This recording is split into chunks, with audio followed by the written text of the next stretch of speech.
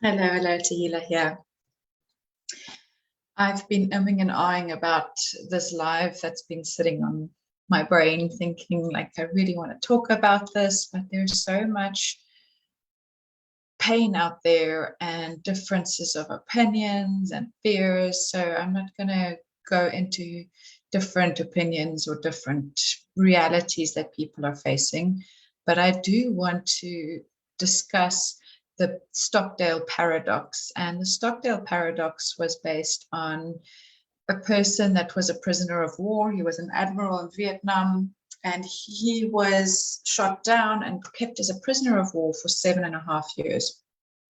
7.5 years he was tortured, and he was denied medical treatment.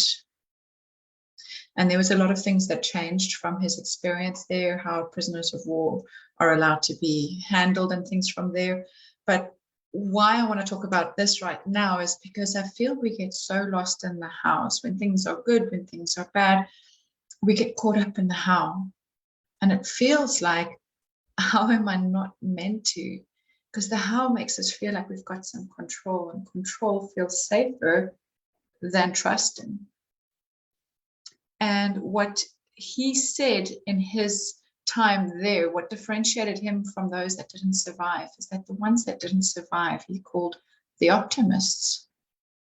He said they didn't survive because they kept saying, we'll be out by Christmas, we'll be out by Easter, we'll be out by my birthday. And every time they had the set point, they kept getting disappointed, and it eventually broke them. Whereas he said he had to face the facts of where he was whilst maintaining faith that it will work out in the end. Not the how or when, just it's going to work out. And that kept him going, that inner belief, eventually it will work out. And I know that what we're facing in our lives right now, the time we're in, it's so unknown and so in our faces.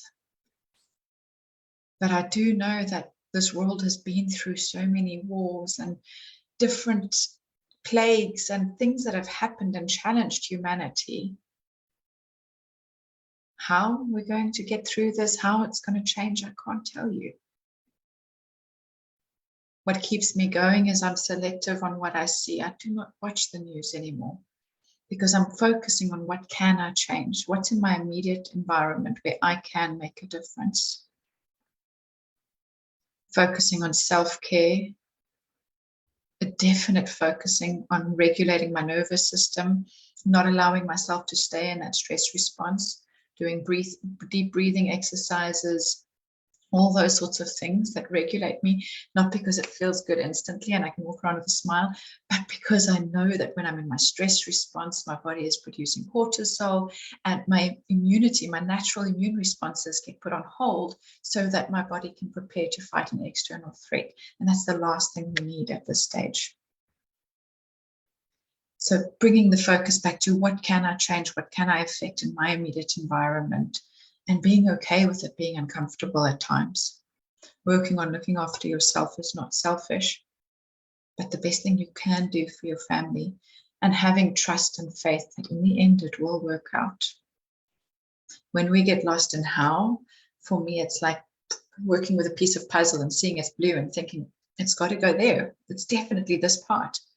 And not realizing that this blue could be sky, it could be lake, it could be part of the house or the boat or the river. There's so many places it could fit in, but when we're zoned in on one aspect and then add in stress, which means that your brain activity gets focused on your amygdala, on your primitive brain, which is focused more on fight or flight, not on a bigger picture, it makes it really hard to make sense of what's going on.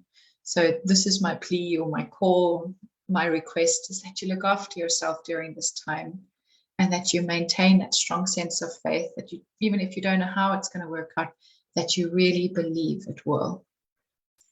Thank you so much for listening. Have a beautiful day. Bye.